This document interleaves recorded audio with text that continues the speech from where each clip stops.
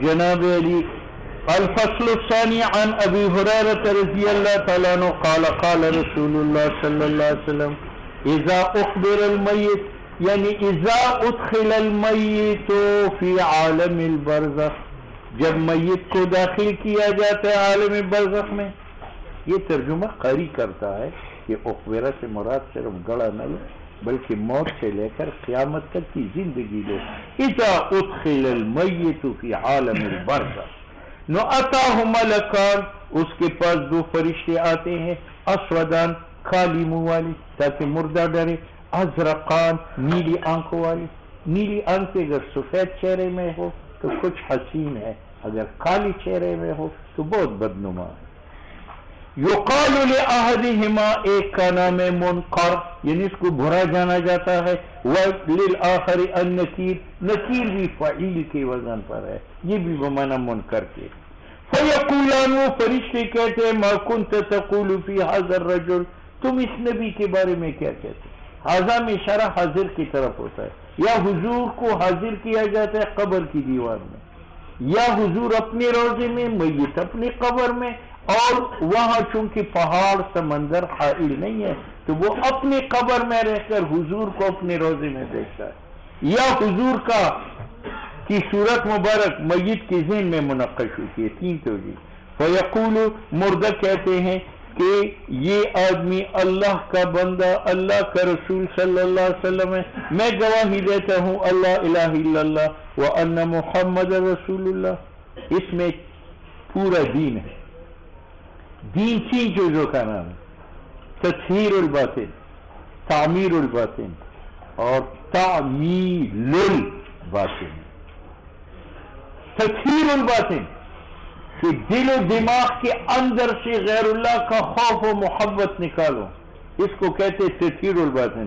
یہ لا الہ الا اللہ، لا الہ ہے.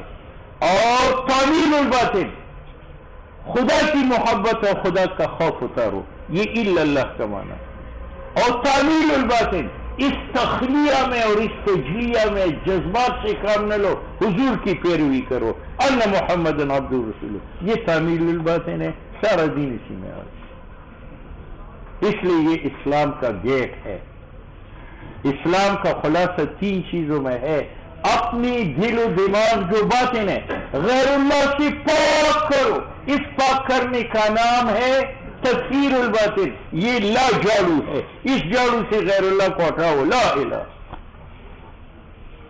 تعمیر الباطن دوسرا رکن ہے، باطن کو معمور اور آباد کرو خدا کی محبت سے، رسول کی محبت سے، خدا کے خوف سے، وہ ہے الا اللہ. ٹھیک ہے. لیکن یہ جو آپ تطہیر الباطن کرتے ہیں، جذبات کے متاحت نہ کرو، ورنہ تم باپ کی محبت بھی نکالو گی، ماں کی محبت بھی نکالو گی، بیوی بچوں کی محبت، یہ جذبہ ہے. نہ اس غیر کی محبت اور خوف نکالو جو خدا کا ضد ہے. اس لیے کہا اس میں جذبات سے کام نہ لو، باطن محمد رسول اللہ کی تعمیل کرو، محمد عبدہ ورسولہ. فیقولان، دوسرا سوال کے فیقولان، وہ فرشتے کہتے ہیں قد کنا نعلم انک تقول ھذا، اے مردے ہمیں پہلے سے پتا تھا کہ آپ ہمیں صحیح جواب دیں گے. فرشتوں کو کہاں سے پتا چلتا؟ تو بس کہتے ہیں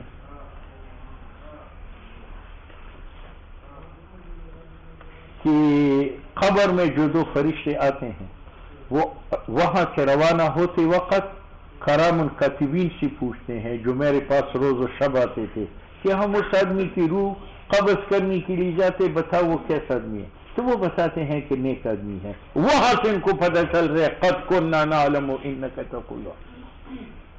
دوسری توجیہ قاری نے یہ کی ہے کہ نکیر منکر جب قبر میں جواب طلبی کے لیے آتے ہیں تو پہلے اس میت کے نامہ اعمال لوح محفوظ میں جو لکھے ہوتے ہیں وہ دیکھتے ہیں کہ اس آدمی کا ریکارڈ اچھا ہے یا برا ہے. جب اچھا ہے تو وہاں سے ان کو معلوم ہوتا ہے کہ یہ اچھا ہے. قد کنا نعلم انک تقول ھذا. تیسری توجیہ یہ ہے کہ مومن کے دل پر اللہ ایک سفید نقطہ لگاتا ہے، نکیر منکر آ کر اس کو چیک کرتا ہے. جب وہ نقطہ ہے تو کہتے ہیں قد کنا نعلم انک تقول ھذا ثم یفصح له، پھر وسیع کی جاتی ہے اس کے لیے قبر 70 ذراعا 70 گز، فی 70 گزوں میں، ثم ینور له فی، پھر اس کے لیے روشنی کی جاتی ہے اس کے اندر، ٹھیک ہے. ثم یقال له، پھر اسے کہا جاتا ہے نم، سو جا. فیقول، وہ مردہ کہتے ہیں ارجع الی اہلی، میں اپنے بیوی بچے گھر میں لوٹتا ہوں. فاخبرهم، کہ میں ان کو خبر دے دوں کہ اللہ نے میرا اعزاز کیا. وہ دو فرشتے کہتے ہیں کہ نم کنومت العروس، تم سو جاؤ جیسے دلہن سو جاتی ہے. الذی، وہ دلہن لا یوقظہ الا احب اہلی الیہ، کہ اس کو بیدار نہ کرے مگر وہ شوہر جو اس کو زیادہ محبوب ہو. یعنی اللہ تمہیں بیدار کرے گا. حتی یبعثہ اللہ من مضجعہ ذالک وان کان منافقا، العیاذ باللہ، اگر مرنے والا جو ہے وہ منافق ہے، کافر ہے. نقال، جب اس سے پوچھا جاتا ہے ما كنت تقول فی حق هذا الرجل، فقال، وہ کہتا ہے سمعت الناس، میں لوگوں سے سنتا تھا، یقولون قولا، کہ وہ ایک قول کہتے تھے کہ یہ مجنون ہے، یہ ساحر ہے، یہ جادوگر ہے. فقلت مثل، تو میں نے بھی ان جیسے قول کیا. لا ادری، مجھے حقیقت کا پتہ نہیں تھا. فرشتے کہتے ہیں قد كنا نعلم تقول ذلك، یا کرام کاتبین پتہ کرتے یا لوح محفوظ سے یا مردے کے دل پر جو کافر و سیاہ نقطہ ہوتا ہے. فیقال للارض، زمین کو کہا جاتا ہے التئمی علیہ، چاروں طرف سے مل جاؤ اس پر. فتلتئم علیہ، علیہ باللہ، زمین اس پر مل جاتی ہے. فتختلف اصلاعہ، اس کی دائیں پھنسیاں بائیں میں اور بائیں دائیں میں گھس جاتی ہے. فلا یزال فیہا معذبا، ہمیشہ قبر میں معذب ہوتا ہے. حتی یبعثہ اللہ من مزید ذلک، یہاں تک کہ اللہ قیامت کے دن اس کو اٹھائے. یہاں ثواب قبر بھی آیا، عذاب قبر بھی آیا.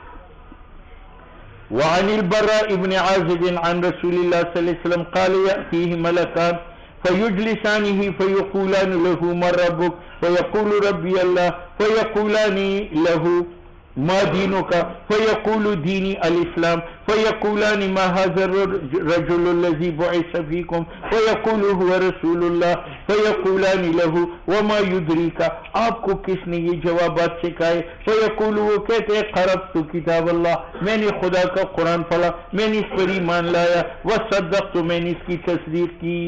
یہ صحیح جواب دینا مطلب ہے اس آیت کا. یثبت اللہ، ثابت قدم رکھتا ہے اللہ الذین آمنوا، ان لوگوں کو جو ایمان والے ہیں، بالقول الثابت، صحیح جواب کے ساتھ ہے. قال فینادی منادی من السماء، آسمان سے ایک منادی آواز دیتا ہے ان صدق عبدی، کہ خدا کے اس بندے نے سچ کہا. ففرشوہ من الجنہ، اس کو ایک جنتی بستر بچھاؤ. والبسوہ من الجنہ، اس کو جنتی لباس پہناؤ. وافتحوا لہ بابا الی الجنہ، اور اس کے لیے جنت کی طرف ایک دروازہ کھول دو. فیفتح، کھول دیا جاتا ہے. قال، حضور نے فرمایا فیاتیہ، اس کے پاس آتا ہے من روحہا، اس کی تازی ہوائیں، وطیبہا، خوشبو، ویفسح لہ فیہا، اور کھول دی جاتی ہے اس کے لیے قبر. مد بصری ہی، پہلے 70 آیا تھا، یہاں مد البصر ہے. یہ میت کے اعمال پر ہے. اگر میت کے اعمال زیادہ ہے تو مد البصر ہے، اگر کم ہے تو 70 فی 70 ہے. وَأَمَّا الْكَافِرُ، فذکر موت، حضور نے اس کی موت کا ذکر کیا. فرمائے وَيُعَادُ رُوحُهُ، لوٹائی جاتی ہے اس کی روح فی جسدی، اس کی جسد میں.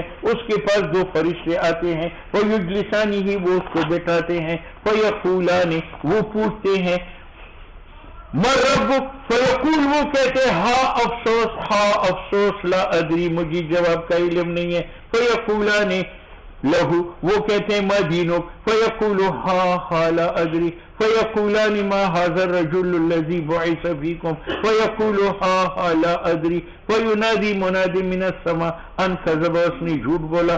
بچھاؤ ایک بستر آگ کا، پہنا دو اس کو آگ کے کپڑے، کھول دو اس کے لیے دروازہ آگ کی طرف. فیاتیہ، حضور نے فرمایا اس کے پاس آتی ہے من حرہا، جہنم کی حرارت، وہ سمومہا، بدبوداری.